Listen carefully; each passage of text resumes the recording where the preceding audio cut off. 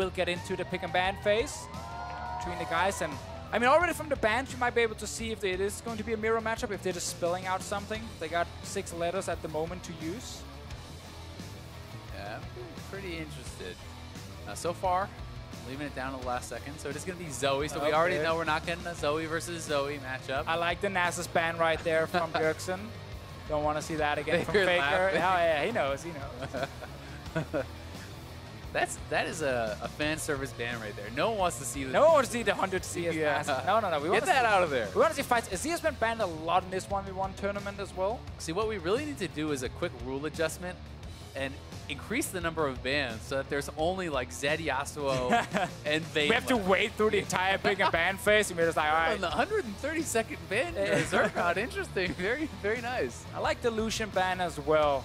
Even though I actually would love to see Lucian being played in this. He's just so strong in the 1v1. Taliyah being hovered. Okay, there's the Syndra from Faker. Are we going to get a mirror here? He's obviously not going to take Taliyah in this 1v1. Bjergsen did take Syndra yesterday, and the players are kind of laughing. Wow, it is a Taliyah. Wow. So that's Bjergsen talked about preparation. One thing I'm looking at with this is the amount of pushing power Taliyah has. If you can actually shove in your opponent, it is very hard to CS under turret. He may not be planning on actually taking a fight. If there is no flash on Faker, you don't actually allow him to hit his scatter of the week, you don't actually allow him to close the gap, you could just make this into a farm fest. Okay, yeah. I mean, it makes a lot of sense what you're saying. It might be exactly what Bjergsen is thinking right now. Faker obviously wants to fight him and try to kill him here, Syndra 1v1. Because I just don't see Taliyah as a like, oh yeah, Taliyah is what I want to kill this Syndra in a 1v1. Like, you're not trying to get near the Syndra most of the time.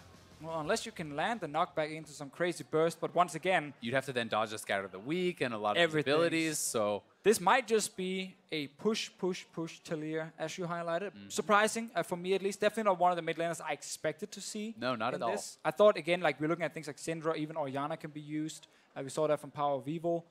No, Taliyah it is. But some of the atypical stuff has really been successful in 1v1s. You know, Grasp of the Undying Caitlyn last year and things like this. If you can actually theory craft something to really take down your opponents, it is going to be Exhaust Barrier for Bjergsen, the only difference being the heal, obviously, for Faker instead of that Exhaust. And both players selecting Ahri, so we'll have to wait to find out what those secondary runes will be. I mean, we definitely have Mana Flow banned in here. We can see on both guys, which is not a big surprise. Scorch, most likely, as well. And then it's just all about what they want. Is it Absolute Focus in there as an option? So Faker actually taking as his secondary Legend Alacrity and Last Stand. So that is actually pretty surprising. So Legendary Alacrity is actually the attack speed. Yeah. So that's a lot about the pushing. I think he may be trying to contest that. And extra damage when you are low HP from Last Stand. So maybe trying to pull off some sort of surprising burst. Like if you save your ultimate till you're low HP, you could get a bit of extra damage there. Also, if you're baiting out, you know, with your barrier. So when you're on low HP, you use the barrier to just stay alive for a little bit longer and you deal extra damage at that time. So that's very interesting. Like the Alacrity one, typically is where you get kills and assists, and you obviously get more and more attack speed the further you go into the game, but it does give you some base attack speed at the start. That is clearly what he's valuing here to try and push this Taliyah back. And especially the Last Stand is something that you just don't even see. Even as far as solo queue on SR, that's not something I really see people picking whatsoever.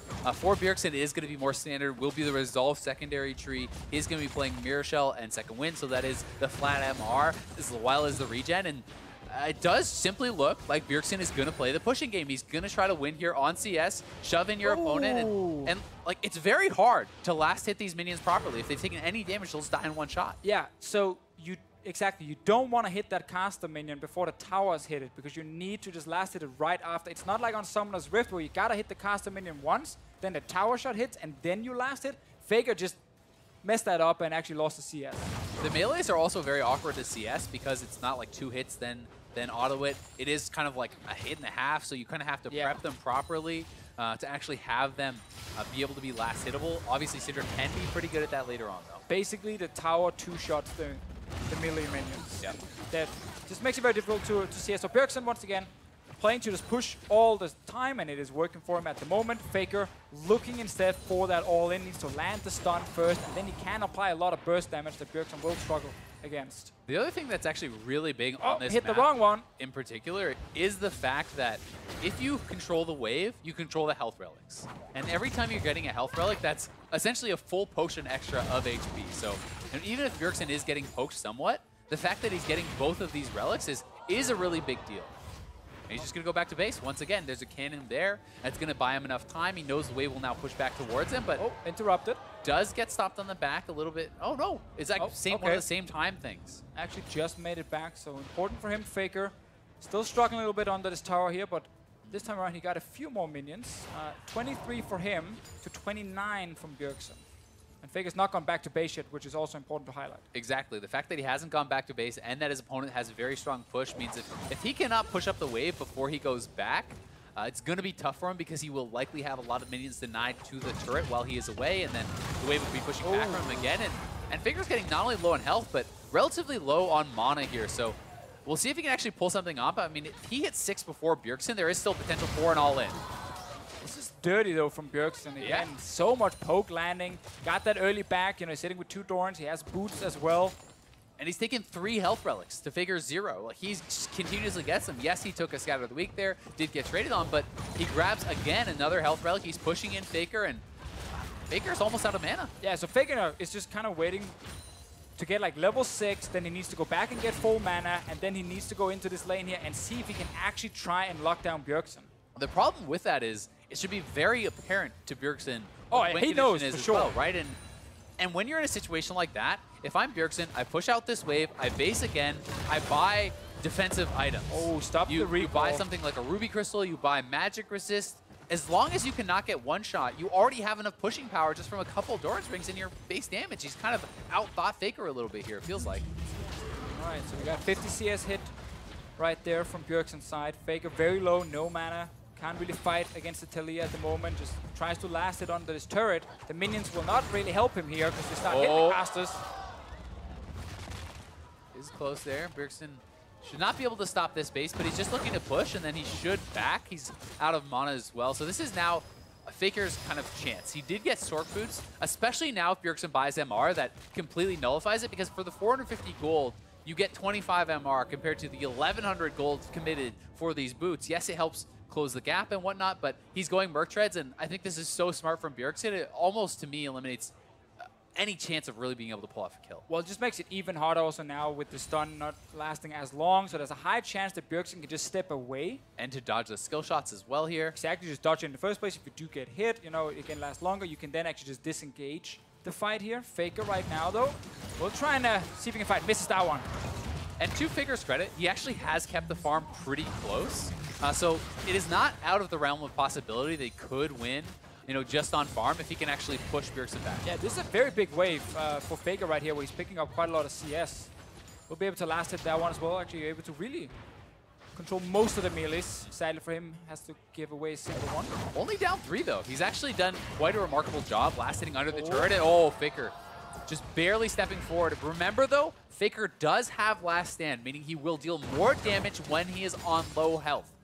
Bjergsen likely not expecting that sort of a mastery. Could be a little bit surprised by the extra damage coming out. Oh, Faker wants this one. Bjergsen's out of mana. Faker could actually theoretically catch up on farm here.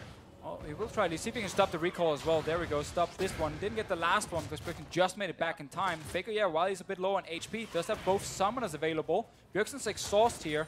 Obviously needs to be in range to use it when Faker is actually going for the all-in. Faker is much more focused on just healing himself and staying alive. Misses the stun.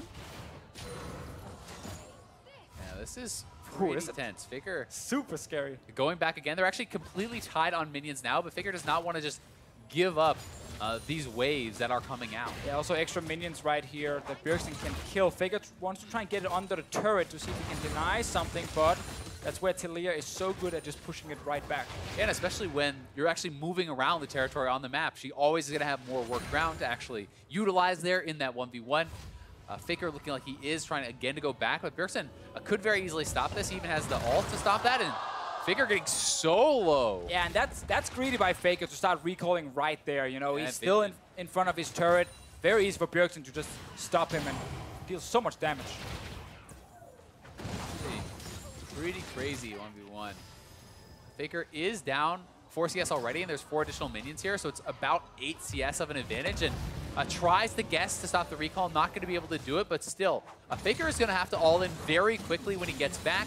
Bjergsen can base again and kind of prepare for the final push here. Bjergsen needs 2 more waves to win this one. 91 CS what he's sitting on, goes back to base once again.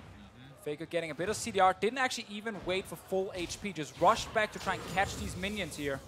But I honestly think at this point, you cannot really win on minions. Taliyah can very easily access those minions with the Qs pretty safely, unless you can completely zone him off. Like, you have a cannon wave here. This is going to push into Bjergsen. Faker needs to start posturing. He needs to pressure Bjergsen and not allow him access to the minions, or he simply already lost on the CS. Well, he's trying to look for that all-in. Does actually manage to connect the stun. Faker getting pretty low. Kill used already from him. Ulti is ready. Neither player bought potions. Like, they didn't actually come back to lane with any more potions. This is last one there for Bjergsen. Faker has no more remaining. Does have the last stand. Can look for an all-in. Potentially could burst Bjergsen Bjergsen down. with the minions. He's got to go. Oh, he's so low. That's 100. That was a very exciting 1v1. The Taliyah surprising pick from Bjergsen was all about pushing, pushing, pushing. While Faker under turret still managed to get so many of these very, very hard to get minions where the turret constantly tries to mess it up for you. And in the end, Bjergsen gets 100 CS, but Faker almost got the all-in. Yeah, barely not getting the kill there. So much extra damage coming out with that ultimate. Did look like he might have been able to finish him off, but Bjergsen already had access to the minions, already had it closed out, and Faker would have just had to try to deny him from getting up there in the first place. Right, and we also did see with, you know, this all-in here, Faker was trying to zone Bjergsen away from the wave, and then Bjergsen said, you know, I don't care. You know what, I can survive the all-in. There was His still, health. barrier was still ready. I mean, that last orb could have taken Bjergsen down. That would have been very I'd probably use the close. barrier. I'd probably just click the barrier. Yeah, I would have been pressing the barrier for sure. Also still interesting with the alacrity right there from Faker, though, to try and help him also last hit, because it does work when you get some large minions with the CS to also get a bit more attack speed. It's not just